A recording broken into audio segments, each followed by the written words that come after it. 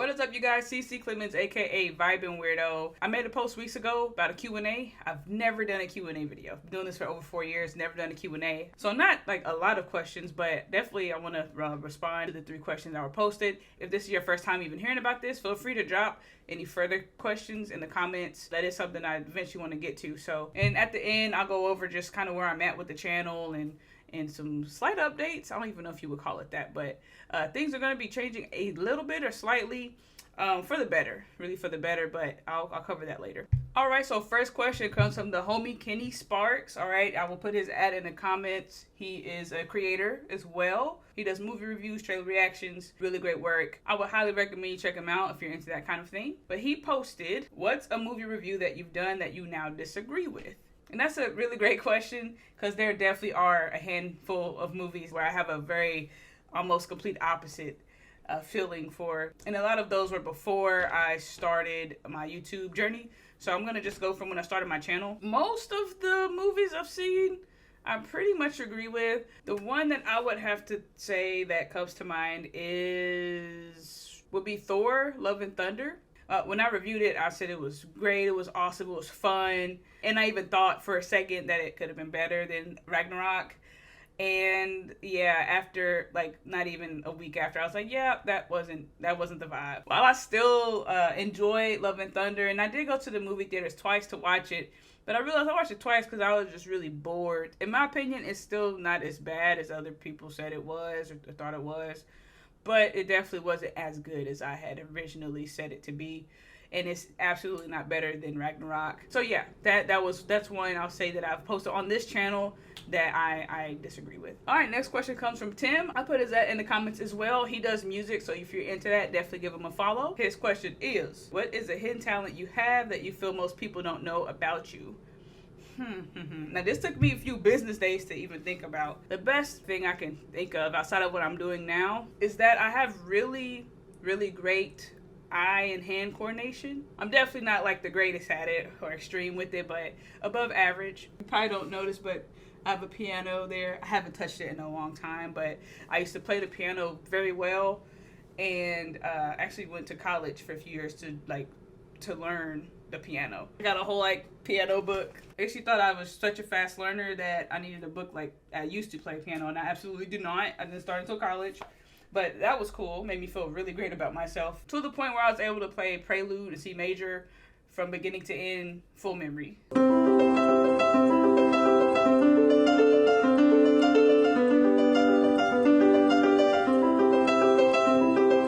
So that's a pretty cool talent as far as piano, but even games like Piano Tiles, and there's this arcade piano game at Dave & Buster's that I really love.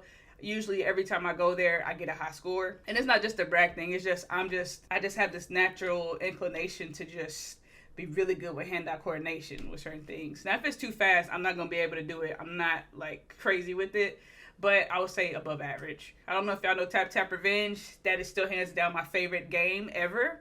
My favorite app game period. So sad that they took that away. All right, and the last question comes from Keymines. I'll put his ad in there. He is also a YouTube creator. Don't you love it? Creators supporting creators. He is a streamer. He does games and reactions to games and other things. But if you're into that, definitely check him out. His question is, who's your biggest inspiration when it comes to content creation? And that is a great question, and I don't even have to think twice. Corey Kenshin. And even though I had started my channel before I was introduced to his page, he is a huge inspiration. The fact that he's a black man, he be wearing an afro, like just being himself, like he doesn't have it all braided up or cut down, just free fro, being himself, making it known he believes in God, and having over 10 million subscribers is like such a huge inspiration. And he also is, you could say notorious, but he takes breaks a lot. And he takes them for a while sometimes. I don't ever intend to take very, very long breaks, but for him to have such a following and such viewership on his videos after breaks, that's very inspiring to me. I want to get to a point where, like, man, if I'm really going through it, if I'm having a hard time, if I need a break, I can do that for a little bit and not have to worry. And I get back into it and my people are still there. And having that type of impact is everything. And he just does gaming. He'll react to like weird videos here and there, or TikTok videos, but He mostly is a gaming channel. He actually was featured in the Five Nights at Freddy's game. He's the black man with the afro. That's him. The fact that he started doing his YouTube thing and even playing the games, which helped build more excitement, more viewership to Five Nights at Freddy's, because that's how I learned about it. I didn't know about it till he was playing it and my sisters. Knowing that you have an impact on the product so well that they feature you in their film, like that's I don't know if it get better than that. It probably does, but I don't think I would need it to get better than that. So that is all for the Q&A. If you guys have any more questions, feel free to ask me anything. Drop it in the comments. It does not have to be movie related. And if we have enough, we'll do another Q&A or ask me anything video. And before we end, I do want to talk about slight changes I'm making with the channel. I do want to start off by saying this year has been kind of rocking my world mentally. Ever since my break in December, things have been kind of weird in my head. Depressed about everything, and seeing other YouTubers quit after 10 years or quit after having a great following, and things changing at work too. That plays a huge part. That's triggering a lot of these feelings. It's just putting me in this weird mental funk. And I've experienced for the first time in my life an existential crisis. I've heard of it obviously, but I've never really like felt it and went through that. And holy crap, like, who said it was okay for us to feel these things? Who said it was okay for us to even go down that path? Who authorized that? Who said that that was okay? It needs to stop. Obviously, I'm not going to stay stuck in it. I'm clearly doing YouTube, and there's other things I strive for, and other talents I have and desires I have. Yeah, it's tough. It's tough. We're humans out here, and sometimes certain events affect our mentals. They just do. And this isn't like a sympathy call, like, oh, like it's not nothing like that. I'm just being transparent as a human being. But outside of that, moving forward with my reactions, that's going to be my primary focus on the channel. My audience tab on YouTube indicates that's what most people want to watch. And that's completely fine with me. I enjoy the process of doing reactions more. I just feel just happier and I get a better response from it. So that will be my main focus, whether if that's with trailers and dedicating more time to doing movies and shows.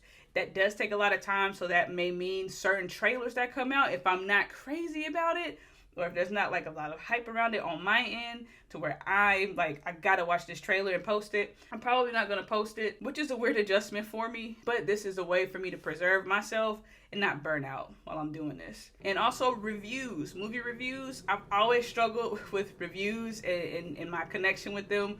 We've been beefing. We have a love-hate relationship. For movie reviews, I likely will not be doing those unless it's like a movie I gonna hear my thoughts, whether if you want to or not, and I just have to share it. But otherwise, movie reviews will be something I just probably make a post about, or I'll do my, like I did for January, do my top 5 movies, or just rank the movies that I've seen for the month. I just never felt like I was great at reviewing movies.